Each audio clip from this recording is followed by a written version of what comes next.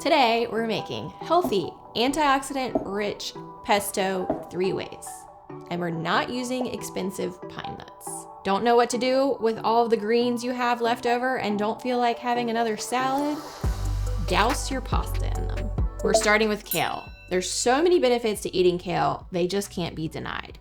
Kale has a substance in it called sulforaphane, which has been shown to block cancer at a molecular level. One more thing about kale is if you're female, it's really good at helping break down and detoxify estrogen. So you don't have estrogen that keeps recirculating, causing hormone imbalances. So really great to eat kale and really any other cruciferous vegetable for your hormones. So we're gonna use 4 fairly packed cups of kale. I'm using curly kale, but you could use dino kale or any other variety that you'd like. You're just gonna take it off the stem like this. 3/4 cup of walnuts, 1/2 cup of olive oil, the juice of 1½ lemons, a 1/4 teaspoon of salt, you can add more to taste later, and 2 garlic cloves.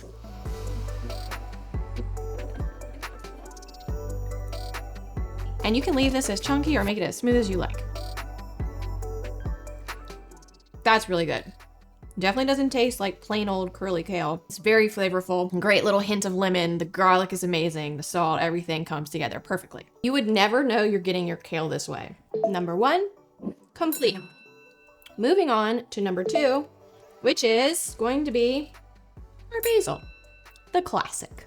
The great thing is we follow the same easy recipe for all of these. If you have some small stems with your basil, go ahead and throw those in. It's not a big deal.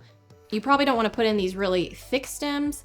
And if your basil has flowered, like mine is, don't put in those pieces because those will make it bitter. My basil has really started to wilt, and that's the great thing about it. It doesn't matter, this will still make excellent pesto. And did you know that sweet basil, which I'm using today, has all kinds of great effects, such as lowered cholesterol and even anti-plaque effects for your teeth. And just like the other recipe, we're adding 3/4 cup of walnuts, a 1/2 cup of olive oil, the juice of 1½ lemons, a 1/4 teaspoon of salt, and 2 garlic cloves.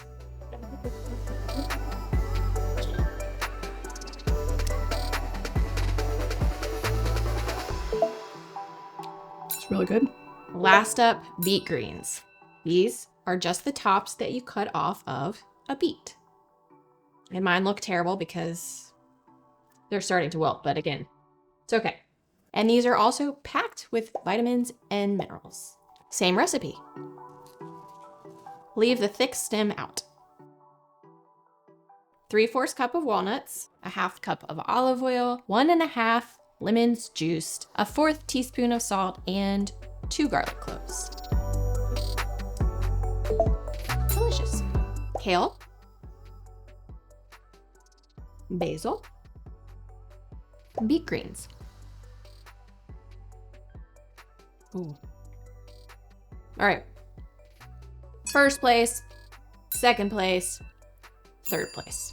Let me know which one you like the most. And don't stop here. You can make pesto with arugula, with carrot tops, dandelion greens, endless possibilities. And you can even play the xylophone with them. And on that note, remember to eat real food. I'm gonna go put this on some pizza. Like you're like going to town over there. All right, come here, cameraman. My homemade gummies. He's chowing down on these. What's the verdict? Are they good or not? No comment. No, they're really good.